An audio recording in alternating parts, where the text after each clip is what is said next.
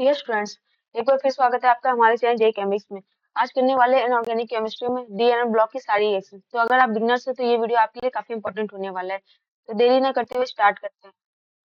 वैसे इस पहले डीएनए ब्लॉक रिएक्शन करने से पहले आपको पता होना चाहिए ऑक्सीडेशन और रिडक्शन क्या होता है, क्योंकि इसमें पूरी आपको ऑक्सीडेशन रिडक्शन पे बेस ही है। तो सबसे पहले आपने बेसिक रिएक्शंस पढ़ी होगी 9th 10th 11th में ऑक्सीडेशन रिडक्शन की।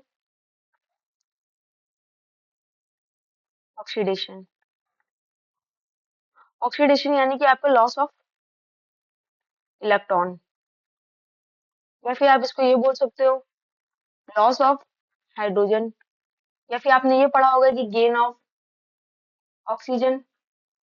ऑक्सीडेशन मतलब या तो आपका जो कंपाउंड है, जो भी आपको दिया हुआ है एटम एलिमेंट, उसका इलेक्ट्रॉन लॉस हो रहा हो, उसका हाइड्रोजन लॉस हो रहा हो, या फिर उसमें ऑक्सीजन गेन हो रहा हो। रिडक्शन क्या होता है? रिडक्शन जस्ट उसका उल्टा होता है। रिडक्शन में होता है आपका gain of electron, gain of hydrogen और लॉस ऑफ ऑक्सीजन। अब इसको मिला के आता है रिडॉक्स। रिडॉक्स क्या होता है? जिसमें एक ही रिएक्शन में ऑक्सीडेशन और रिडक्शन दोनों होता है। ऑक्सीडेशन और रिडक्शन दोनों होता है, उसको कहते हैं रिडॉक्स रिएक्शन। ठीक है, यहाँ तक आपका हो गया ऑक्सीडेशन, रिडक्शन और रिडॉक्स रिएक्शन। ये आपका बेसिक था। अब आगे देखते हैं हम लोग इसकी रिएक्शंस।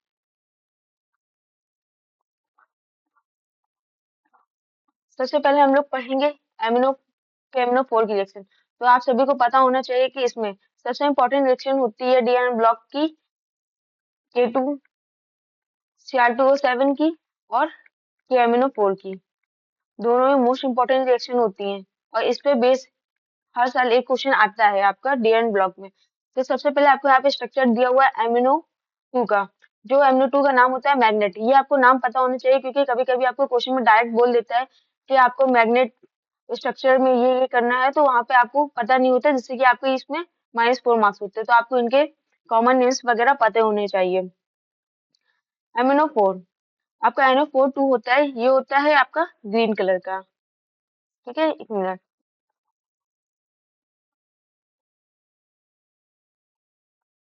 ये होता है ग्रीन कलर का।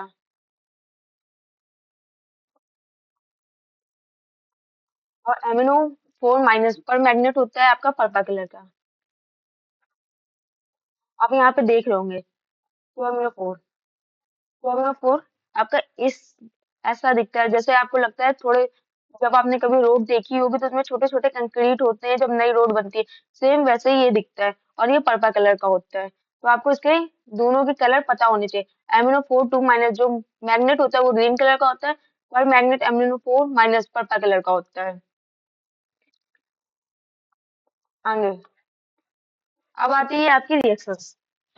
Fuse with KOH oxidation. तो सबसे पहले हम लोग देख लेते हैं केमिनो4 की प्रिपरेशन। ठीक है,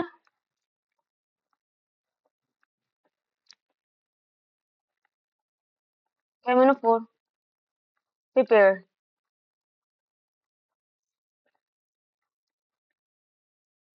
bye fusion of MnO2 with KOH and oxidation like KNO3। अब ये आपकी केमिनो4 की जो प्रिपरेशन होती है, जब आपकी प्रिपरेशन होती है प्रिपेयर्ड कैसे होता है? Fusion of MnO2 with KOH, या फिर आपका KNO3 होना चाहिए। रिएक्शन MnO2 रिएक्ट करता है KOH प्लस O2 की प्रेजेंस में, तो बनता है K2MnO4। फर्दर इसकी रिएक्शन H+ से कराते हैं, तो ये हमारा डिस्ट्रीब्यूट होता है KMnO4 प्लस MnO2।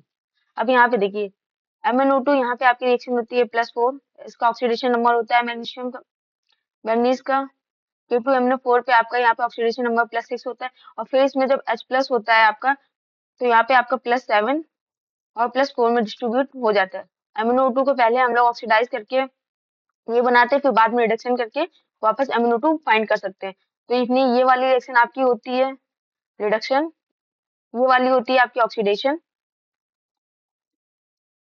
और नीचे यहाँ पे आपका होता है रिडॉक्स, क्योंकि आपका मैग्नीज Mn एक जगह +7 हो रहा है, एक जगह +4 हो रहा है। तो प्रिपरेशन ऑफ KMnO4 आपको अच्छे से समझ आया होगा। अब देखते हैं इसकी आगे की रिएक्शंस। देखो, सबसे पहले उसका आपको अभी जो बताया था मैंने प्रिपरेशन, ये दिया हुआ है प्रिपरेशन, ठीक है। We fuse with KOH, oxidize with air on KNO3। MnO2 को क्या करते हैं, जब हम लोग फ्यूज करते हैं KOH से, प्रेजेंस ऑफ ऑक्सीडेशन यानी कि एयर की प्रेजेंस में, या फिर हम लोग KNO3 भी ले सकते हैं, तो हमारा बनता है मैग्नेट। क्या बनता है? मैग्नेट। और अभी आपको बताया गया था कि मैग्नेट आपका किस कलर का होता है? पर्पल। आगे देखिए, अब ये रिएक्शंस आपकी होती है प्रॉपर्टीज बेस्ड। जब MnO4 की रिएक्शन I- से कराते हैं, H2O, यहाँ पे H आपका जब ब्रेक होता है तो H+ OH- होता है। ये वाली जितनी भी आपकी रिएक्शंस होती हैं, ये सभी बेस होती हैं न्यूट्रल और वीकली एल्किलीन मीडियम। इसके लिए हम लोग न्यूट्रल या फिर वीकली एल्कीन मीडियम लेते हैं, इसलिए यहाँ पे आपका H2O लिया है। अगर इसमें एसिडिक मीडियम होता तो हम लोग H+ लेते हैं, ठीक है। अगर न्यूट्रल और वीकली एल्कीन मीडियम बोल दिया है तो वहां पे आपको H2O लेकर सॉल्व करना पड़ेगा।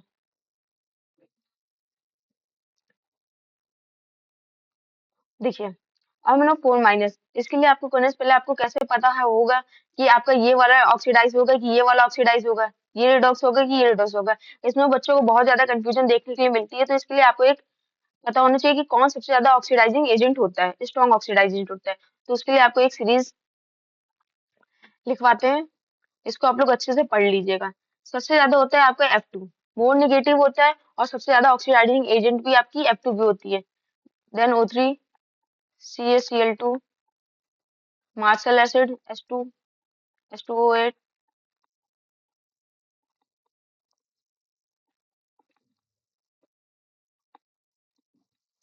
MnO4-, H+। ये H+ वाला आपका वो है जिसमें आपका एसिडिक मीडियम होता है। अगर इसकी एक ही आपके MnO4 की रिएक्शन दो टाइप की होती है, एक MnO4-H+, ये होता है एल्कली एसिडिक मीडियम, फिर होता है MnO4-H2O, या फिर इसकी जगह हम लोग लिख सकते हैं OH-, ये होता है आपका एल्कलिक मीडियम, या फिर होता है न्यूट्रल। तो उसके बाद एसिडिक मीडियम वाला आता है, फिर एसिडिक मीडियम के बाद आपका आता है MnO4-, इससे पहले होता है MnO4-, फिर आता है acidic medium Cr2O7 2-, Cl2 HNO3 H2SO4 Br2 HNO2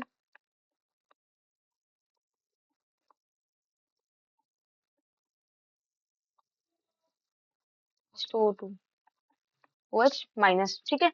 यहाँ पे आपको कंफ्यूजन हो सकती है कभी कभी, Cl2 आपका Cr2O7 2- से पहले भी आता है, तो इसके आपको आगे डिटेल में बताया जाएगा। अभी आपको केवल और केवल इतनी रिएक्शंस ये पता होनी चाहिए कि कौन सबसे ज्यादा ऑक्सीडाइजिंग एजेंट होता है।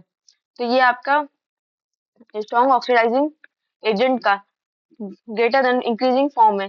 तो यहाँ पे देखते हैं, सबसे पहले MnO4- की रिएक्शन कराते हैं I- से। MnO4 यहाँ पे कहाँ दिया हुआ है? यहाँ पे। एक मिनट, कलर चेंज करते हैं। नहीं, वाइट। देखो, MnO4 यहाँ पे दिया हुआ है, इसकी रिएक्शन कराते हैं I- से। MnO4 यहाँ पे है, I- यहाँ पे, यानी कि आपका MnO4- ज्यादा ऑक्सीडाइजिंग एजेंट है आपका I2 से। तो यहाँ पे कौन ऑक्सीडाइज होगा? I- आपका ऑक्सीडाइज होगा और MnO4- रिड्यूस होगा। तो यहाँ पे इसका ऑक्सीडेशन नंबर कितना है? +6 +7 ऑक्सीडेशन नंबर। जहाँ कितने पे रहा है? +4 पे, तो ये खुद रिड्यूस हो रहा है। और I यहाँ पे, एक मिनट,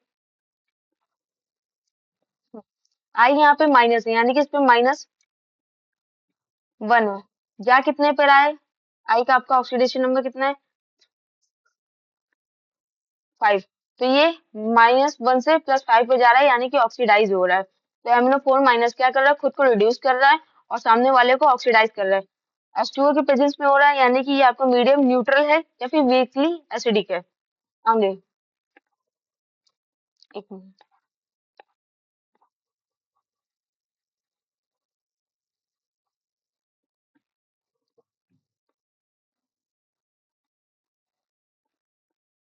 अब आता है MnO4 रिएक्शन कराते हैं H2O3 से। वहां पे H2O3 भी आपका MnO4 से कम ऑक्सीडाइजिंग एजेंट है। यहाँ पे भी स्ट्रॉन्ग ऑक्सीडाइजिंग एजेंट आपका MnO4 माइनस है। ये खुद रिड्यूस होगा किसमें, +7 से रिड्यूस हो रहा है +4 में, और सामने वाले को ऑक्सीडाइज कर रहा है H2O के प्रेजेंस में, यानी कि ये भी आपका जो मीडियम है वो न्यूट्रल मीडियम है।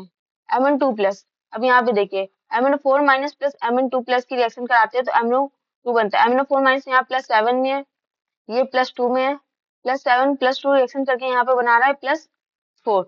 तो ये एक जगह ऑक्सीडाइज हो रहा है और एक जगह रिड्यूस हो रहा है और एक जगह ऑक्सीडाइज हो रहा है, तो ये रिडक्शन आपकी रिडॉक्स में आती है। MnO4 की ये तीनों रिएक्शन आपको क्लियर होंगी और ये तीनों ही इंपॉर्टेंस रिएक्शन है, तो आपको पता होनी चाहिए।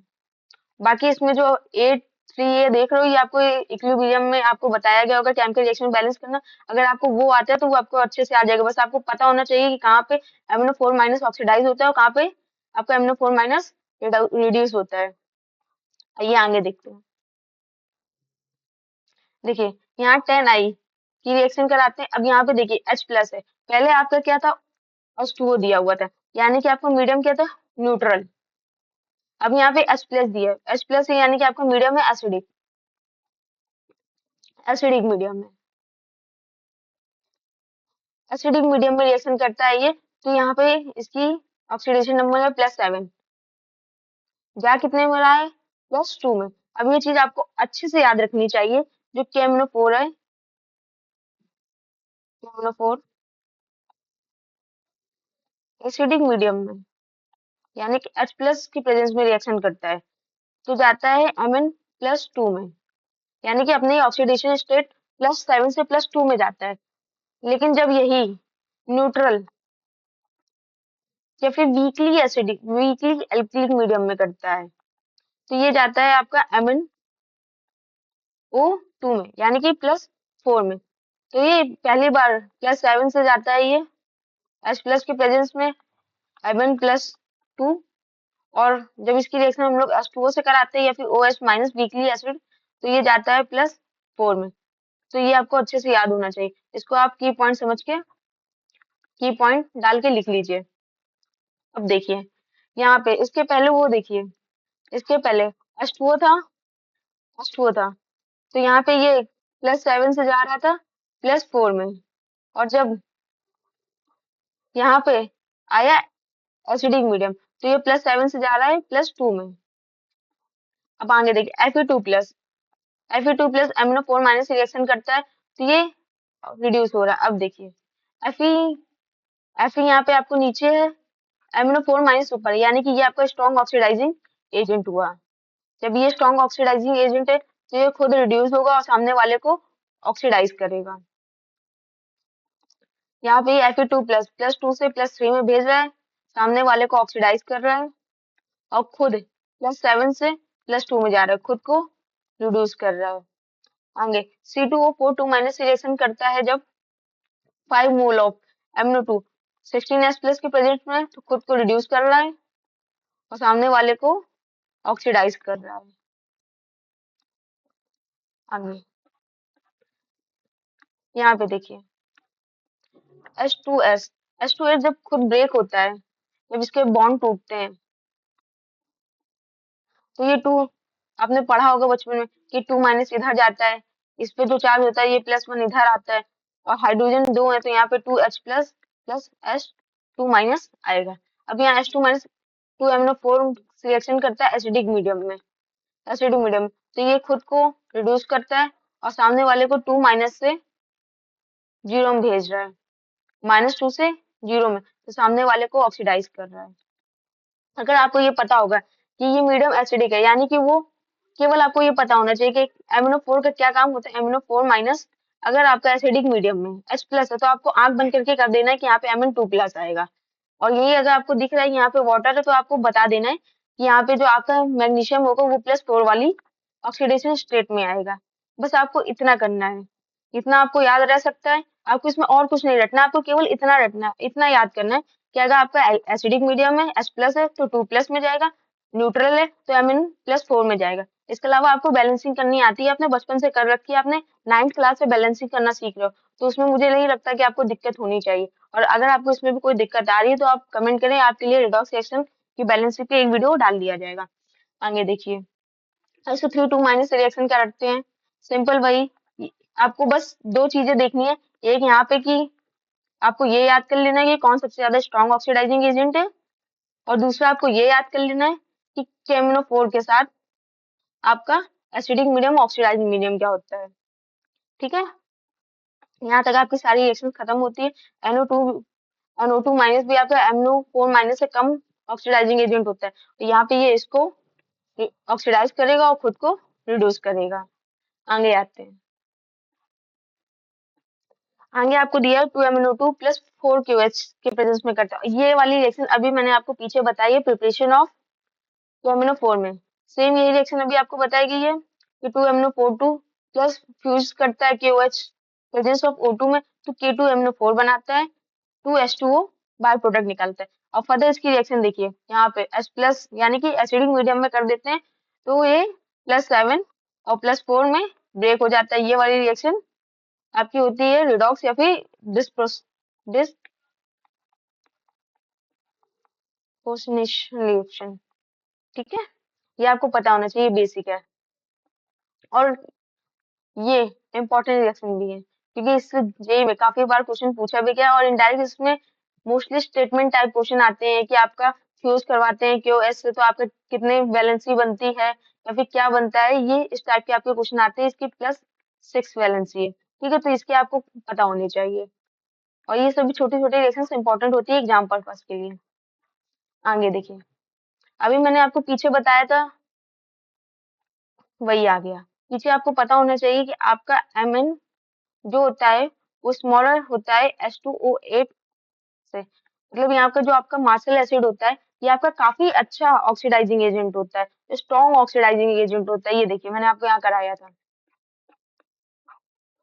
ये देखिए, यहाँ पे आपका ये आता है 4th नंबर में ही, आपका ये है 4th नंबर में, 4th नंबर में आता है। मतलब देखिए आप, ये आपका MnO4 KMnO4 K2Cr2 H2SO4 H3 सबसे अच्छा स्ट्रॉन्ग ऑक्सीडाइजिंग एजेंट है। तो जब ये आ जाता है तो MnO4 को ऑक्सीडाइज नहीं, रिड्यूस कर देता है।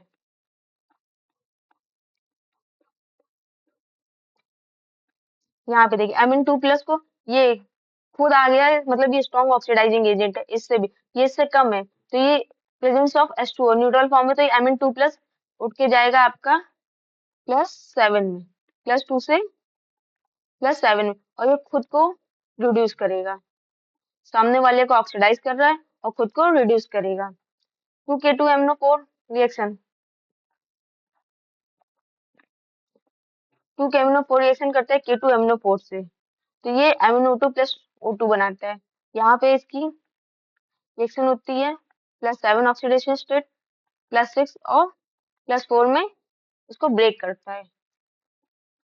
आगे देखिए, अब देखिए, ये आपका इम्पोर्टेंट और बेसिक है। MnO4 माइनस में कैसे हम उसको कन्वर्ट करते हैं, अगर MnO4 माइनस में एक इलेक्ट्रॉन आ गया तो MnO4 2 माइनस बन जाता है, जिसका ई नॉट होता है +0.56 वोल्ट।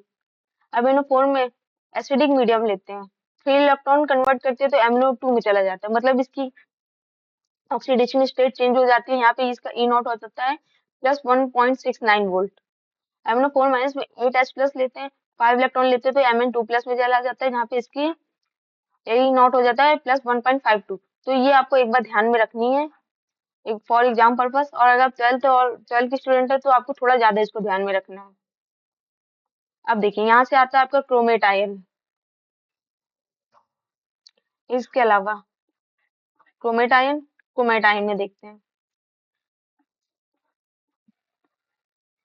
क्रोमेट आयन टेट्राहेड्रल, और दूसरा स्ट्रक्चर होता है इसका डाइक्रोमेट आयन, जिसका स्ट्रक्चर ये होता है। दोनों में 2 माइनस चार्ज होते हैं, और एक येलो कलर का होता है, एक ऑरेंज कलर का होता है। आगे बढ़ते हैं हम लोग, इन सबके आपको स्ट्रक्चर्स याद होने चाहिए, सभी के स्ट्रक्चर आप लोग अच्छे से पढ़ लीजिए। सबसे पहले रिएक्शन है Cr2O7 2- plus 14H+, medium acidic reaction कराते हैं 2Cr2 3+ और 7H2 हमारा बाय प्रोडक्ट बनता है। ये केमिकल रिएक्शन होती है आपकी in acidic solution. K2Cr2O7 is used as oxidizing agent. Oxidizing agent के तरीके यूज करते हैं K2Cr2 को जब 16 एसिडिक मीडियम में 6 इलेक्ट्रॉन गिवन होते हैं तो ये 6Cr3+ में चला जाता है। यहाँ पे इसकी ऑक्सीडेशन स्टेट +6 है, +6 से +3 में चला जाता है। इसका E0 1.33 वोल्ट होता है। आगे बढ़ते हैं। Cr2O7 2- की रिएक्शन 14H+ प्लस 6Fe2- से कराते हैं। देखो ये अभी आपको पीछे बताया गया था कि आपका जो Cr2O7 2- है वो स्ट्रॉन्ग ऑक्सीडाइजिंग एजेंट है Fe3+ और Fe2+ से, यानी कि ये वाला आपका ज्यादा अच्छा एजेंट है, ऑक्सीडाइजिंग एजेंट है, तो ये अपने आप को रिड्यूस करेगा और सामने वाले को ऑक्सीडाइज करेगा। मीडियम कौन सा लेंगे? एसिडिक, एसिडिक मीडियम में ये +6 से +3 में जा रहा है, सामने वाले को +2 से +3 में कन्वर्ट कर रहा है, यानी कि खुद रिड्यूस हो रहा है और सामने वाले को ऑक्सीडाइज कर रहा है। प्रेजेंस ऑफ एसिडिक मीडियम, तो आपको इसमें भी बस वही चीज याद रखनी, एसिडिक मीडियम में खुद +3 में चला जाएगा, ताकि आपको सामने वाला रीजेंट देखना है कि वो इससे स्ट्रॉन्ग ऑक्सीडाइजिंग है कि कम ऑक्सीडाइजिंग। अगर ये सामने वाला खुद ऑक्सीडाइजिंग एजेंट अच्छा होगा तो ये खुद को रिड्यूस करेगा, और अगर सामने वाला अच्छा ऑक्सीडाइजिंग एजेंट होगा तो ये खुद को ऑक्सीडाइज करेगा। अब आइए, यहाँ से आपकी आती है इंपॉर्टेंट रिएक्शन पोटेशियम डाइक्रोमेट के प्रिपरेशन पे। 4FeCr2O7, इन सभी के आपको नाम पता होंगे, नहीं पता तो देखिए, इसका नाम है क्रोमाइट और ये क्रोमाइट और है, इसमें Fe की ऑक्सीडेशन +2 है, Cr2 की ऑक्सीडेशन +3 है, सोडियम कार्बोनेट अच्छा बेस है, जो कि यहाँ पे सोडियम कार्बोनेट को हमने बेस के रूप में लिया है, प्लस ये ऑक्साइड करेगा एयर, क्योंकि हम लोग नॉर्मली हमारे रिएक्शंस के लिए ऑक्साइड यानी कि हमारी एयर को ही लेते हैं। बहुत ज्यादा काफी कमर्शियल रिएक्शन हुई जिसको काफी ज्यादा बड़े पैमाने में किया जा रहा है, तब आपको कोई एक्स्ट्रा ऑक्सीडाइजर लेना पड़ेगा, नहीं तो O2 ही आपके लिए बेस्ट होता है। ये कन्वर्ट होता है आपका, यहाँ पे देखो Fe है, सोडियम है, ये कन्वर्ट होता है +6 ऑफ नाइट्रोजन ऑक्साइड में सोडियम क्रोमेट, Fe हो जाता है फेरिक ऑक्साइड और CO2 बाहर निकलती है। ठीक, यहाँ पे ऑक्साइड +3 से +6 में जा रहा है। अब देखो इतना हो गया, इसके बाद अब आपका NO2Cr2 से K2Cr2O7 कैसे बनता है। यहाँ पे तो आपकी FeCr2O4 प्लस NO2CO3 से रिएक्शन करने के बाद NO2CrO4 आता है, तो इसके बाद ये रिएक्शन कहाँ से आती है, ये चीज कहाँ से आया, तो देखिए इसको देखते हैं आगे पेज में।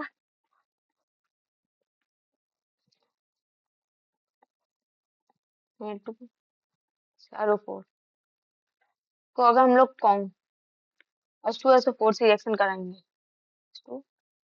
SO4 से रिएक्शन करवाते हैं, तो अब बन के आता है हमारा Na2Cr2O7। अब आपने देख लिया कि कौन H2SO4 से करा दिया, Na2Cr2O7 आ गया, ये रट लिया, ये रटने वाली चीज नहीं, आपको पता होना चाहिए कैसे हुआ। तो देखते हैं एक्शन ऑफ कौन H2SO4 ऑन Na2Cr O4 में। सबसे पहले Na2Cr O4 H+ रिएक्ट करता है और बनाता है H2CrO4, NO2 को हटा के H2CrO4 बनाता है, डिहाइड्रेशन होता है, डिहाइड्रेशन होता है, बनता है H2Cr2O7। अब देखो यहाँ पे NO2 जब यहाँ H+ से रिएक्ट करता है तो H2 आता है, पर इसका पूरी तरीके से बेसिक मीडियम नहीं हटता है, इसका कुछ ना कुछ बेस रह जाता है और फर्दर Na बेस इससे रिएक्ट करता है और बना देता है Na2Cr2O7। ठीक है, तो यहाँ से ये बनता है आपका, तो डायरेक्ट उसको बोलते हैं कॉन्ग H2SO4 से रिएक्शन करवाई तो Na2Cr2O4 से Na2Cr2O7 बनता है। अब बच्चों आप लोग सीधा रट लेते हो, आपको बस इतना पता होता है कि 4 की जगह 7 लगा दिए, Cr2 में 2 लगा दिया, आ गया। इसके पीछे का ये पूरा कॉन्सेप्ट होता है जो आपको पता होना चाहिए। इसी की वजह से आपके इनऑर्गेनिक केमिस्ट्री में आपको डर लगता है, क्योंकि आपने बेसिक पढ़ा ही नहीं होता है, आप सीधा रटने की कोशिश करते हो। ठीक है, तो अब आपको पता चल गया कि कैसे क्या होगा। डायरेक्ट रिएक्शन कराएंगे तो कॉन्ग H2SO4 से, नहीं तो आपका पहले H+ से कराते हैं, फिर डिहाइड्रेशन होता है, फिर बेस वापस अट्रैक्ट करता है और Na2Cr2O7 बनता है।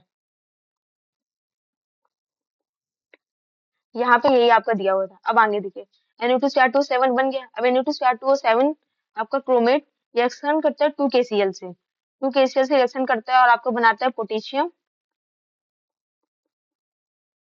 Die chromate plus 2NaCl, by product निकाल लेते हैं। अब देखिए पोटेशियम डाइक्रोमेट बना, पोटेशियम डाइक्रोमेट की कुछ आपको इंपॉर्टेंट लाइंस पता होनी चाहिए।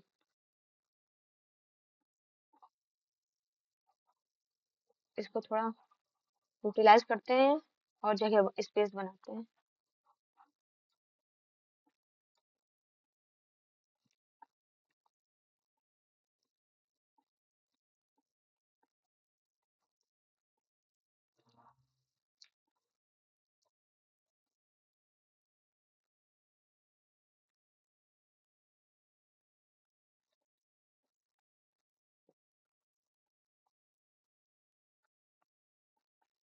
Potassium dichromate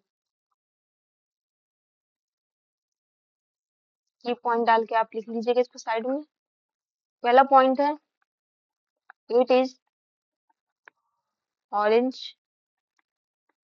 colour. ये जब आप इसको देखेंगे, देखिए मैंने ऊपर इसकी लगाया हुआ है, कैसा दिखता है। तो देखो ये थोड़ा सा ऑरेंज और रेडिश कलर में है, सेम ऐसे ही होता है आपका पोटेशियम डाइक्रोमेट।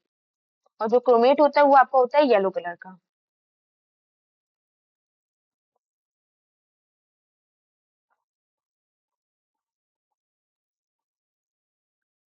तो it is orange red colour, ये ऑरेंज रेड कलर का होता है, क्रिस्टल होता है।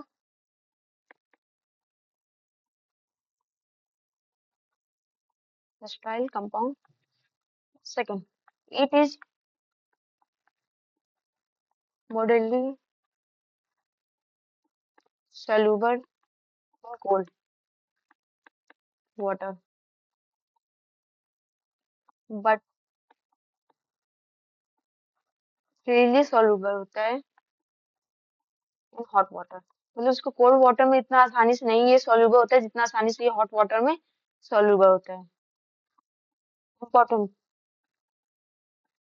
इसका मेल्टिंग पॉइंट 398 डिग्री सेल्सियस होता है। ठीक है, तो ये पोटेशियम डाइक्रोमेट के कुछ पॉइंट आपको पता होने चाहिए। सबसे पहले आपको कलर पता होना चाहिए, क्योंकि कलर बेस्ड क्वेश्चन आते हैं। तो potassium dichromate orange red colour का होता है और पोटेशियम क्रोमेट आपका येलो कलर का होता है। इट इज अ मोडली soluble in cold water, cold water में मोडली सोल्यूबल होता है बट फ्रीली सोल्यूबल होता है ये हॉट वाटर में, और इसका मेल्टिंग पॉइंट होता है 398। आगे आइए, फर्दर ये रिएक्शन करता है 2H+ यानी कि एसिडिक मीडियम में, एसिडिक मीडियम में 2CrO4 2- एसिडिक मीडियम में रिएक्शन करता है, Cr2O7 2- बनाता है H2O प्रोडक्ट। बस इतने ही नहीं, देखिए यहाँ पे आपको दोनों बताया गया। जब ये एसिडिक मीडियम में रिएक्शन करता है तो Cr2O7 2- बनाता है, और जब Cr2O7- को वापस हम लोग बेसिक मीडियम में रिएक्शन कराते हैं, बेसिक या फिर न्यूट्रल या फिर इसको वीकली एल्कलीन कह सकते हो। वापस ये इतने मीडियम करेगा तो 2CrO4 2- में कन्वर्ट हो जाएगा, और वाटर आपका हर बार बाय प्रोडक्ट होगा, क्योंकि यहाँ पे H+ और यहाँ पे OH- आ रहा है। तो आपको पता होना चाहिए, आपको जब वो दे दे क्वेश्चन कि 2CrO4 2- रिएक्शन करता है H+ से तो Cr2O7 2 बनाता है, और जब वही Cr2O7 2- OH- रिएक्शन करता है तो 2CrO4 2- बनाता है। दोनों ही इंपॉर्टेंट रिएक्शन है और एग्जाम पर्पस। आगे अब यहाँ तक आपकी K2Cr2O7 की और मतलब क्रोमेट की, और ऊपर K2MnO4 की सारी रिएक्शन कंप्लीट होती है। और इन दोनों रिएक्शन को प्लीज आप लोग बहुत अच्छे से पढ़ के जाना, क्योंकि दोनों से डी एन ब्लॉक में आपकी मेनली पोर्शन थ्योरी का नहीं है, उसमें रिएक्शंस पूछी जाती है और सबसे ज्यादा रिएक्शन आपकी इन दोनों पे ही पूछी जाती है, तो ये दोनों आपके लिए मोस्ट इंपॉर्टेंट है। बाकी ये रिएक्शंस देखिए, ये रिएक्शंस में अभी मैंने आपको ऊपर बताया था कि कौन सबसे ज्यादा स्ट्रॉन्ग ऑक्सीडाइजिंग होता है और कौन कम ऑक्सीडाइजिंग एजेंट होता है, उस पे बेस ये सारी रिएक्शंस हो जाएंगी अगर आपको वो पता होगा। तो देखिए मैंने आपको बताया था H2O8 टू माइनस, ये मार्शल एसिड होता है। ये आपका सेकंड नंबर, थर्ड नंबर का और फोर्थ नंबर का, मतलब इसके पहले F2O3CaOCl2 को हटा दें, यानी कि सबसे ज्यादा आपका होता है F2O3 ओजोन, फिर CaOCl2 को हटा दें, तो फोर्थ नंबर का सबसे ज्यादा अच्छा स्ट्रॉन्ग ऑक्सीडाइजिंग एजेंट होता है। इसकी रिएक्शन कराते हैं आई माइनस से। आई माइनस आपका कहीं यहाँ जाके होता है, मतलब आपका आई माइनस Br2 से भी कम होता है, Cl2 से भी कम होता है, MnO4 माइनस सबसे कम होता है, और ये कहीं लास्ट में होता है। तो ये वाला जब इससे रिएक्ट करेगा तो ये सामने वाले को ऑक्सीडाइज करा देगा। इसके अंदर इतनी हिम्मत है, इतना अच्छा स्ट्रॉन्ग ऑक्सीडाइजिंग एजेंट है कि सामने वाले को ऑक्सीडाइज करा देगा और खुद रिड्यूस हो जाएगा। तो यहाँ देखो, यहाँ आई माइनस -1 को 0 पे पहुंचा रहा है, सामने वाले को ऑक्सीडाइज कर रहा है और खुद रिड्यूस हो रहा है। आगे देखिए Fe3+ और 2 माइनस की रिएक्शन कराते हैं। अब देखो I माइनस, यहाँ पे I माइनस थोड़ा आगे होता है आपका Fe3+। Fe3+ का यहाँ होता है, यानी कि Fe3+ आपका इससे अच्छा ऑक्सीडाइजिंग एजेंट है I माइनस से। देखो कंपैरिजन दो चीजों में हो रहा है, अगर इसका इसका कंपैरिजन होगा तो ये स्ट्रॉन्ग ऑक्सीडाइजिंग एजेंट है, इसका इसका कंपैरिजन होगा तो ये स्ट्रॉन्ग ऑक्सीडाइजिंग एजेंट है, इसका और इसका कंपैरिजन होगा तो ये वाला स्ट्रॉन्ग ऑक्सीडाइजिंग एजेंट है। तो आप ये नहीं कहोगे कि मैम आप इसको भी स्ट्रॉन्ग ऑक्सीडाइजिंग बोल रहे हो, इसको भी बोल रहे हो। कंपैरिजन डिपेंड करता है कि आप कर किन के बीच में हो। इन दोनों के बीच में कंपैरिजन है तो Fe3+ ज्यादा अच्छा है आपका, ठीक है। तो यहाँ पे Fe3+ की रिएक्शन हम लोग कराते हैं 2I माइनस से, तो ये खुद रिड्यूस हो रहा है और सामने वाले को ऑक्सी खुद ऑक्सीडाइज कर रहा है, -1 से 0 पे जा रहा है। Fe3+ से Fe+2 में जा रहा है और 2I माइनस को -1 से 0 पे ऑक्सीडाइज कर रहा है। आगे Fe2+ मार्शल एसिड से रिएक्शन करेगा, तो देखिए Fe2+ H2O8 2 माइनस से रिएक्शन करेगा तो Fe3+, तो Fe2+ मैंने अभी आपको यहाँ बताया Fe3+ आप Fe2+, यहाँ भी आपका Fe2+ भी होता है और Fe2+ भी आपका मार्शल एसिड से कम स्ट्रॉन्ग ऑक्सीडाइजिंग होता है, मतलब उससे ज्यादा नहीं होता है। यहाँ पे आपका मार्शल एसिड अच्छा खासा स्ट्रॉन्ग ऑक्सीडाइजिंग होता है, तो ये Fe2+ को Fe3+ में ऑक्सीडाइज करता है और खुद को रिड्यूस कर रहा होता है। आगे देखते हैं CO ये 5 मोल ऑफ CO को खुद को 10 CO2 प्लस 10 इलेक्ट्रॉन्स में निकालता है, ये भी इंपॉर्टेंट रिएक्शन में से एक है। 5 NO2 प्लस H2 से रिएक्शन करता है, NO3 माइनस में होता है, प्लस 10 H हाइड्रोजन निकालता है और 10 इलेक्ट्रॉन्स निकालता है। ये वाली देखिए रिएक्शन, ये इंपॉर्टेंस रिएक्शन है, क्योंकि इसमें बच्चों को बहुत ज्यादा कंफ्यूजन होती है। CO2 plus 4I minus reaction कराता है तो ये क्यों बनाता है, बल्कि वो और रिएक्शन से कराएगा तो CuBr बना देगा, ठीक है। CuCl बनाता है, CuCl2 बनाता है, CuBr2 बनाता है, लेकिन यहाँ पे ये Cu2I2 क्यों बनाता है, मतलब यहाँ पे कार्बन जो कॉपर होता है उसकी +1 ऑक्सीडेशन स्टेट क्यों, ठीक है। ये आप सभी लोगों के बहुत से डाउट होते हैं। तो देखो ये आपका बहुत कम स्ट्रॉन्ग ऑक्सीडाइजिंग एजेंट होता है, ठीक है, और ये अपनी स्टेबिलिटी के लिए Cu2I2 बनाता है, ठीक है।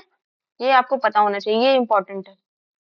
यहाँ तक आपकी डी ब्लॉक की सारी रिएक्शंस कंप्लीट होती हैं। अब ये आता है आपका एफ ब्लॉक। एफ ब्लॉक में ज्यादा रिएक्शंस नहीं पूछी जाती है, इसमें मोस्टली थ्योरी पोर्शन पूछा जाता है या फिर थोड़े बहुत रिएक्शंस या फिर इसके एलिमेंट्स पूछे जाते हैं, तो इसकी केवल इतनी रिएक्शंस है जो कि इंपॉर्टेंट है, आप लोग एक बार पढ़ लीजिएगा। अब देखिए आपको यहाँ पे हमने इतना पढ़ाया है, इस पे आपको एक शॉर्ट बताते हैं। ये चीजें आप जब करें तो साथ में नोट करते रहें, नहीं तो जब आपको पीडीएफ मिलेगी तो उसमें हम आपको ये लगा के देंगे, अलग से मिल जाएगा, ठीक है।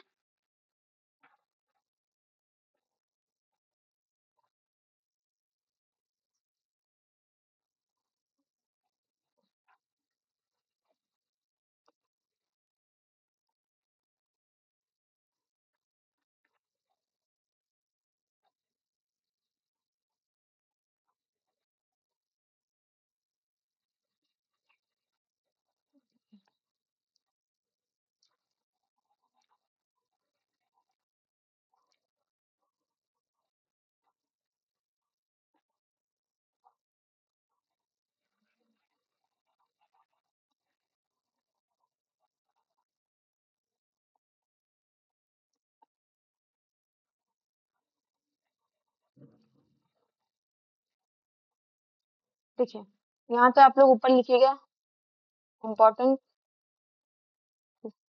Short reactions form. ठीक है, इसमें हम लोग सभी इम्पोर्टेंट रिएक्शन को शॉर्ट फॉर्म में बताएंगे। सबसे पहले हम लोग KMnO4 को देखते हैं। KMnO4 रिएक्ट करता है एसिडिक मीडियम में और बनाता है Mn2+। अब आपको ये तो पता है कि ये एसिडिक मीडियम में रिएक्ट करेगा, एसिडिक मीडियम में रिएक्ट करेगा, तो ये बनाएगा Mn2+। आपको एक ही जगह याद करनी है कि ये सभी रिएक्शन कहाँ कहाँ होते हैं, तो उसके लिए किसमें किसमें होती है। सबसे पहले होता है ये C2HO4 2- में रिएक्ट करता है, ये CO2 बनाता है सामने को। Fe2+ से रिएक्ट करता है, Fe3+ बनाता है। NO2- से रिएक्ट करता है, NO3- बनाता है। H2- से रिएक्ट करता है, H बनाता है। SO3 2- से रिएक्ट करता है, SO4 2- बनाता है। अब आती है इसकी KMnO4 की रिएक्शन न्यूट्रल में। तो न्यूट्रल में क्या बनाता है, MnO2। अभी आपको बताया था, ये चीजें आपको याद होनी चाहिए। ठीक है, न्यूट्रल या फिर वीकली एल्किलिक एल्कलाइन मीडियम। इसमें सबसे पहले I- रिएक्ट करता है और IO3- हो जाता है। यहाँ पे H2O3- रिएक्ट करता है, SO4 2- में जाता है, Mn2+ करता है और Mn O2 में जाता है। ये आपकी रिएक्शन होती है, शॉर्ट फॉर्म आपको पता होनी चाहिए, मतलब आपने पूरी रिएक्शंस पढ़ ली। तो ये आपकी समरी है। ठीक है, समरी जितना आपने पढ़ा उसकी। यहाँ तक आपको सारी रिएक्शंस अच्छे से समझ आई होंगी। एक एक रिएक्शंस अच्छे से पढ़ने, क्योंकि डी ब्लॉक की सारी रिएक्शंस इंपॉर्टेंट होती है for exam purpose. I hope आपको ये वीडियो बहुत अच्छा लगा होगा। अगर आप हमारे चैनल पर नए हो तो चैनल को सब्सक्राइब करें, साथ ही बेल आइकन दबाना बिल्कुल ना भूलें। और आगे आपको ऑर्गेनिक और फिजिकल फॉर्मूला सीरीज में आपको कौन सा सबसे पहले चाहिए, उसके लिए कमेंट बॉक्स में आगे लगा दीजिए।